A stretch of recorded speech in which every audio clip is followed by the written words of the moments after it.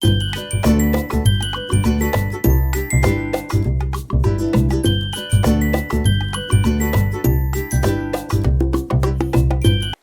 Everyone, good morning, welcome back to our channel. So ಇವತ್ತು weekend ಆದ್ರೂ ಕೂಡ ಬೇಗನೆ ಇದ್ವಿ. ಯಾಕಪ್ಪ ಅಂತ ಅಂದ್ರೆ ಇವತ್ತು ನಾವು ಹಾಸನ್ಗೆ ಹೋಗ್ತಾ ಇದ್ದೀವಿ. ಸೊ ಸುಮಾರು ದಿನದಿಂದ ಫೋನ್ ಮಾಡಿದಾಗೆಲ್ಲ ಧೃತಿಗೆ ರಜಾ ಇದೆ, ಕರ್ಕೊಂಡ್ ಬನ್ನಿ ಅಂತ ಅವ್ರ ಅಜ್ಜಿ ತಾತ ಹೇಳ್ತಾ ಇದ್ರು. ಹಾಗೆ ಲಾಸ್ಟ್ ಟೈಮ್ ಊರಿಗೆ ಹಬ್ಬಕ್ಕೆ ಹೋಗಿದ್ದಾಗ ಹಾಸನಲ್ಲಿ ಜಾಸ್ತಿ ದಿನ ಇರ್ಲಿಲ್ಲ. ಹಾಗಾಗಿ ಅವ್ರ ಜೊತೆ ಟೈಮ್ ಸ್ಪೆಂಡ್ ಮಾಡಕ್ಕಾಗಿಲ್ಲ. ಈಗ ರಜಾ ಇದೆ ಬನ್ನಿ ಅಂತ ಅಂದ್ರು. ಒಟ್ಟಿಗೆ ದಸರಾ ಹಬ್ಬ ಸೆಲೆಬ್ರೇಟ್ ಮಾಡೋಣ ಅಂತ ಅಂದ್ರು. ಹಾಗಾಗಿ ಇವತ್ತು ಹಾಸನ್ಗೆ ಹೊರಟಿದೀವಿ. ಸೊ ಎದ್ದು ಕಾಫಿ ಎಲ್ಲ ರೆಡಿ ಮಾಡಿ, ಧೃತಿಗೆ ರೆಡಿ ಮಾಡಿ, ನಾನು ಕೂಡ ಇವಾಗ ರೆಡಿ ಆಗ್ತಾ ಇದ್ದೀನಿ.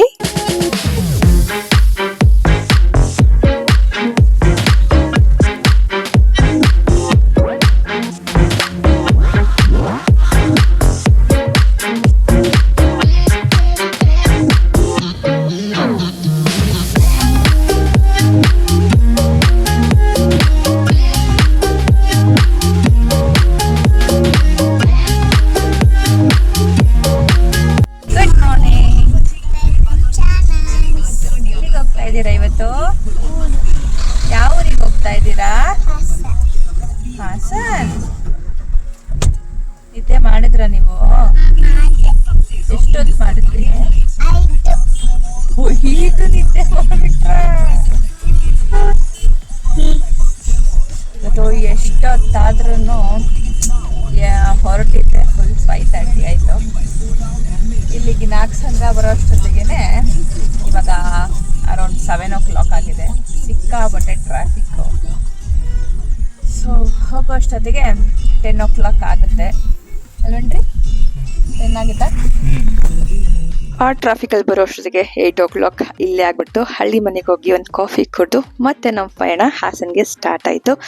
ಸೊ ಅರ್ಲಿ ಮಾರ್ನಿಂಗಲ್ಲಿ ಈ ಗ್ರೀನರಿಯಲ್ಲಿ ಒಂದು ರೋಡ್ ಟ್ರಿಪ್ ಹೋಗ್ತಿದ್ರೆ ಎಷ್ಟು ಮಜಾ ಇರುತ್ತೆ ಅಲ್ವಾ? ನನಗಂತೂ ತುಂಬಾ ಇಷ್ಟ. ನನಗೆ ಬರೋದಕ್ಕೆ ಟ್ರಾವೆಲ್ ಮಾಡೋದ್ರಂದರೆ ತುಂಬಾ ಖುಷಿ ಕೊಡುತ್ತೆ. ಆದರೆ ಧೃತಿ ಇರೋದ್ರಿಂದ ಸ್ವಲ್ಪ ಕಮ್ಮಿ ನಾವು ಟ್ರಾವೆಲ್ ಮಾಡೋದು. ಅಲ್ಲಿಂದ ಬರೋ ಅಷ್ಟೊತ್ತಿಗೆ ನಂಗೆ ಸಿಕ್ಕಾಪಟ್ಟೆ ಹೊಟ್ಟೆ ನೋವಾಗಿತ್ತು. ಹಾಗಾಗಿ ಮತ್ತೆ ವ್ಲಾಗ್ ಕಂಟಿನ್ಯೂ ಮಾಡೋಕ್ಕಾಗಲಿಲ್ಲ. ಆಮೇಲೆ ಭರತ್ ಇದನ್ನ ಕ್ಯಾಪ್ಚರ್ ಮಾಡಿದ್ದಾರೆ. ಅವರು ಅವತ್ತಿನ ಸಂಜೆ ಹೋಗಿ ಕ್ಲೀನಾಗಿ ಕಾರ್ನೆಲ್ಲ ವಾಶ್ ಮಾಡಿಸ್ಕೊಂಡು ಬಂದುಬಿಟ್ರು. ಆಮೇಲೆ ವಾಶ್ ಮಾಡ್ಸೋಕ್ಕಾಗಲ್ಲ, ರಶ್ ಆಗಿಬಿಟ್ಟಿರುತ್ತೆ ಅಂತ ಹೋಗಿ ವಾಶ್ ಮಾಡಿಸ್ಕೊಂಡು ಬಂದರು. ಅದಾದಮೇಲೆ ನೆಕ್ಸ್ಟ್ ಮತ್ತೆ ನಾನು ಆಯುಧ ಪೂಜೆ ಹಬ್ಬದ ದಿನ ವ್ಲಾಗ್ನ ಕಂಟಿನ್ಯೂ ಮಾಡ್ತಿದ್ದೀನಿ. ಸೊ ಎಲ್ಲರಿಗೂ ದಸರಾ ಹಬ್ಬದ ಹಾರ್ದಿಕ ಶುಭಾಶಯಗಳು. ಸೊ ಬೆಳಗ್ಗೆನೆ ಎದ್ದು ನನ್ನ ಜೊತೆ ಧೃತಿ ಕೂಡ ಎದ್ದಿಲ್ಲ. ಸೊ ಎದ್ದು ಇಬ್ರು ಸೇರಿ ರಂಗೋಲಿನ ಹಾಕ್ತಾ ಇದ್ದೀವಿ. ಹಬ್ಬದ ದಿನಗಳಲ್ಲಿ ಇದೇ ರೀತಿ ಅಲ್ವಾ, ರಂಗೋಲಿ ಹಾಕೋದು, ದೇವ್ರದ್ದು ಪೂಜೆ ಮಾಡೋದು, ಸೊ ಫ್ಯಾಮಿಲಿ ಜೊತೆ ಟೈಮ್ ಸ್ಪೆಂಡ್ ಮಾಡೋದು, ಇವೆಲ್ಲ ಒಂಥರ ಸ್ಪೆಷಲ್ ಮೂಮೆಂಟ್ಸೇ ನನಗೆ ಅನ್ಸುತ್ತೆ. ನನಗೆ ಆದಷ್ಟು ಎಷ್ಟು ಫ್ಯಾಮಿಲಿ ಜೊತೆ ಟೈಮ್ ಸ್ಪೆಂಡ್, ನಮ್ಮ ಅಪ್ಪ ಅಮ್ಮ ಆಗಿರ್ಬೋದು, ನಮ್ಮ ಅತ್ತೆ ಮಾವ ಆಗಿರ್ಬೋದು, ಅವ್ರ ಜೊತೆ ಎಲ್ಲ ಈ ರೀತಿ ಟೈಮ್ ಸ್ಪೆಂಡ್ ಮಾಡಿದಾಗ ಅವ್ರಿಗೂ ಕೂಡ ತುಂಬಾನೇ ಖುಷಿ ಆಗುತ್ತೆ. ಮಕ್ಕಳು ಬಂದ್ರು, ಮಕ್ಕಳ ಜೊತೆ ಹಬ್ಬ ಸೆಲೆಬ್ರೇಟ್ ಮಾಡಿದ್ವಿ ಅಂತ ಅವರು ಕೂಡ ತುಂಬಾನೇ ಖುಷಿ ಪಡ್ತಾರೆ. ಸೊ ಅವ್ರು ಇನ್ನೇನು ಕೇಳಲ್ಲ ಅಲ್ವಾ, ನಮ್ಮ ಖುಷಿನೇ ಅವ್ರ ಖುಷಿ ಕೂಡ ಆಗಿರುತ್ತೆ. ಸೊ ಹಾಗಾಗಿ ನಾನು ಪ್ರತಿ ಹಬ್ಬದಲ್ಲೂ ಆಗ್ಲಿಲ್ಲ ಅಂತಂದ್ರು ಕೆಲವೊಂದು ಇಂಪಾರ್ಟೆಂಟ್ ಹಬ್ಬಗಳಲ್ಲಿ ನಾನು ಫ್ಯಾಮಿಲಿ ಜೊತೆ ಸೆಲೆಬ್ರೇಟ್ ಮಾಡೋದಕ್ಕೆ ತುಂಬಾನೇ ಖುಷಿ ಕೊಡುತ್ತೆ. ನಾನು ಇವಾಗ ರಂಗೋಲಿ ಕಂಪ್ಲೀಟ್ ಮಾಡಿದ್ದೀನಿ. ಸೊ ಈ ರೀತಿ ಸಿಂಪಲ್ ಆಗಿ ರಂಗೋಲಿನ ಹಾಕಿದ್ದೀನಿ. ಆ ನಂತರ ನನ್ನ ತಮ್ಮಂದು ಗಾಡಿ ಕೂಡ ಇತ್ತು, ಅದನ್ನು ಕೂಡ ನೀಟಾಗಿ ಒರೆಸಿ ಕ್ಲೀನ್ ಮಾಡ್ಕೊಳ್ತಾ ಇದ್ದೀನಿ.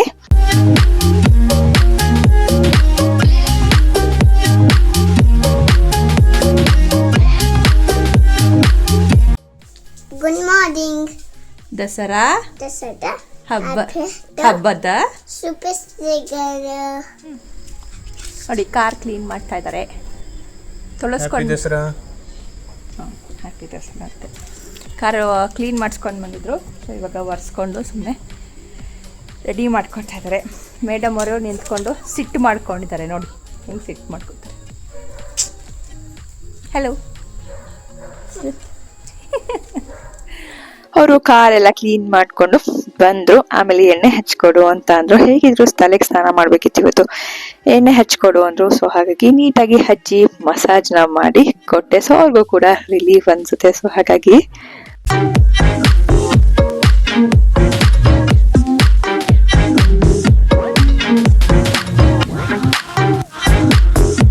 ಸಾರಿ ಉಟ್ಕೊಂಡಿದ್ದೀನಿ. ಸೊ ಇದು ಅಮ್ಮಂದು ಸೊ ಫುಲ್ ಸ್ಯಾರಿ ಯಾವ ರೀತಿ ಇದೆ ಅಂತ ಆಮೇಲೆ ತೋರಿಸ್ತೀನಿ. ಇವಾಗ ರೆಡಿ ಆಗಬೇಡ ಬೇಗ. ಸೊ ಇದೊಂದು ಚೈನ್ ಹಾಕ್ಕೊಂಡಿದ್ದೀನಿ, ಹಾಗೆ ಇದೊಂದು ಇಯರಿಂಗ್ ಹಾಕ್ಕೊತಿದ್ದೀನಿ.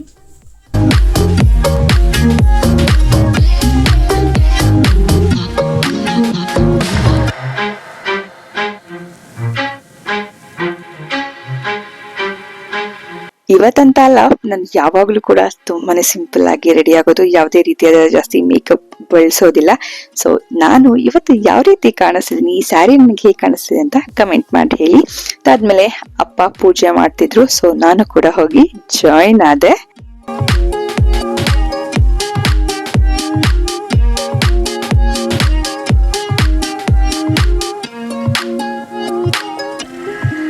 ಸೊ ಪೂಜೆ ಎಲ್ಲ ಆದ್ಮೇಲೆ ಧೃತಿ ನೋಡಿ, ಅವಳು ಈ ತರ ಲಂಗಗಳ ಹಾಕೊಂಡ್ಬಿಟ್ರೆ ಈ ರೀತಿ ತಿರುಗಿ ಅಗ್ಲವಾಗಿ ಅದು ಬಲೂನ್ ತರ ಆಗುತ್ತಲ್ಲ, ಹಾಗಾಗಿ ಆಟ ಆಡ್ತಾ ಇದ್ಲು.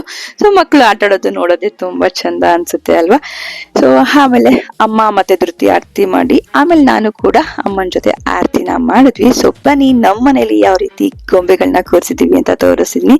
ಸೊ ಸಿಂಪಲ್ ಆಗಿ ಗೊಂಬೆಗಳನ್ನ ಕೂರಿಸಿದ್ವಿ. ಸೊ ನಾವು ಚಿಕ್ಕವರಿದ್ದಾಗ ಬೇರೆಯವ್ರ ಮನೇಲಿ ಯಾವ ರೀತಿ ಇಡ್ತಿದ್ದಾರೆ ಅಂತ ನೋಡ್ಕೊಂಡ್ ಬಂದು ಕಾಂಪಿಟೇಷನ್ ಅಲ್ಲಿ ನಾವು ಕೂಡ ಗೊಂಬೆಗಳನ್ನ ಕೂರಿಸ್ತಾ ಇದ್ವಿ. ಈಗ ದೊಡ್ಡವ್ರು ಆಗ್ತಾ ಆಗ್ತಾ ಅದ್ರ ಬಗ್ಗೆ ಇಂಟ್ರೆಸ್ಟ್ ತುಂಬಾನೇ ಕಮ್ಮಿ ಆಗ್ತಾ ಹೋಗ್ಬಿಡುತ್ತೆ. ಸೊ ಏನೋ ಸಿಂಪಲ್ ಆಗಿ ಈ ಸತಿ ಗೊಂಬೆಗಳನ್ನ ಕೂರಿಸಿದೀವಿ. ಸೊ ಹೇಗೆ ಅನ್ನಿಸ್ತು ಅಂತ ಕಮೆಂಟ್ ಮಾಡಿ. ಅದಾದ್ಮೇಲೆ ಗಾಡಿ ಪೂಜೆ ಎಲ್ಲ ಸ್ಟಾರ್ಟ್ ಮಾಡ್ಕೊಂಡ್ವಿ. ಸೊ ಧೃತಿದು ಇದಕ್ಕೆಲ್ಲ ವಿಭೂತಿ ಇಟ್ಟಿರ್ಲಿಲ್ಲ, ಸೊ ಹಾಗಾಗಿ ಅದನ್ನ ಇಟ್ಟು ಅಪ್ಪಂಗೆ ರೆಡಿ ಮಾಡಿಕೊಟ್ಟೆ. ಅದಾದ್ಮೇಲೆ ಅವರು ಗಾಡಿ ಪೂಜೆಗಳನ್ನೆಲ್ಲ ಸ್ಟಾರ್ಟ್ ಮಾಡ್ಕೊಂಡ್ರು.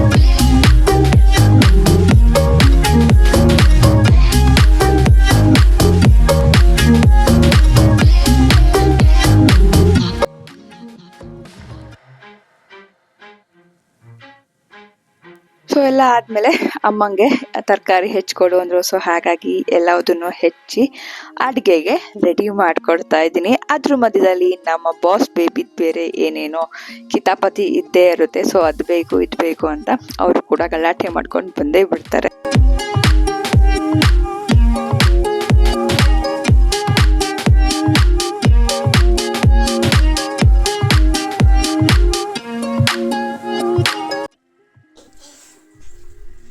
ಏನದು ನಿಂದು? ಏನದು?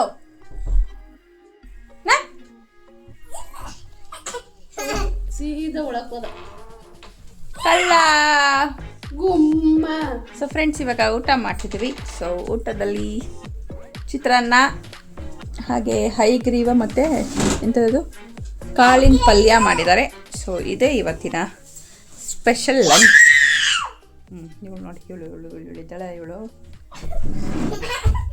ಊಟ ಎಲ್ಲ ಆದಮೇಲೆ ಹಠ ಮಾಡಿಕೊಂಡು ಧೃತಿ ಮಲ್ಕೊಂಡ್ಳು. ಸೊ ಈ ನಡುವೆ ಅಂತೂ ಸಿಕ್ಕಾಪಟ್ಟೆ ಹಠ ಕಲ್ತ್ಕೊಂಡಿದ್ದಾಳೆ, ಏನಂತ ಗೊತ್ತಿಲ್ಲ.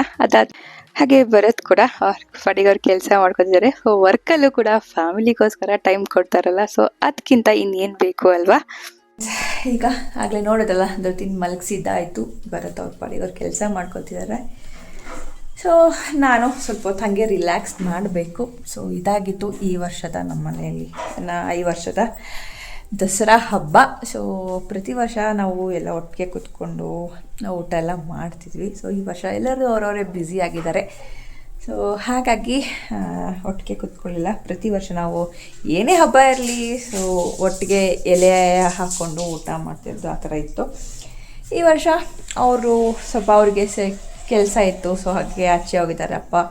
ಹಾಗೆ ಭರತ್ಗೂ ಕೂಡ ತುಂಬಾ ಕಾಲ್ಸ್ ಇದೆ. ಅವರಿಗೆ ಮಂತ್ ಎಂಡ್ ಬಂದುಬಿಟ್ರೆ ಕೆಲವೊಂದು ಸತಿ ನಾನೇ ಹೋಗಿ ಊಟ ಮಾಡಿಸ್ಬೇಕಾಗತ್ತೆ. ಸೊ ಆ ರೀತಿ ಇರುತ್ತೆ. ಸೊ ಹಾಗಾಗಿ ಹಾಗಿಲ್ಲ. ಸೊ ಹೇಗೋ ಹಬ್ಬನ ಒಟ್ಟಿಗೆ ಅಂತೂ ಸೆಲೆಬ್ರೇಟ್ ಮಾಡಿದ್ವಿ. ಸೊ ಅದಂತೂ ತುಂಬ ಖುಷಿ ಆಯಿತು. ಸೊ ಇದಾಗಿತ್ತು ಈ ವರ್ಷದ ನಮ್ಮ ಮನೆಯಲ್ಲಿ ಆಗಿದ ದಸರಾ ಹಬ್ಬ. ಈ ವ್ಲಾಗ್ ನಿಮಗೆ ಇಷ್ಟ ಆಗಿದೆ ಅಂತ ಅಂದ್ಕೊತೀನಿ. ಇಷ್ಟ ಆದಲ್ಲಿ ಪ್ಲೀಸ್ ಲೈಕ್ ಮಾಡಿ. ಹಾಗೆ ನನ್ನ ಚಾನಲ್ನಲ್ಲಿ ಇನ್ನೂ ಸಬ್ಸ್ಕ್ರೈಬ್ ಮಾಡಿಲ್ಲ ಅಂದರೆ ದಯವಿಟ್ಟು ಸಬ್ಸ್ಕ್ರೈಬ್ ಮಾಡ್ಕೊಳ್ಳಿ. ಸೊ ಸಿಗೋಣ ಮತ್ತೆ ಮುಂದಿನ ವಿಡಿಯೋದಲ್ಲಿ. ಅಲ್ಲಿವರೆಗೂ ಟೇಕ್ ಕೇರ್. ಬಾಯ್.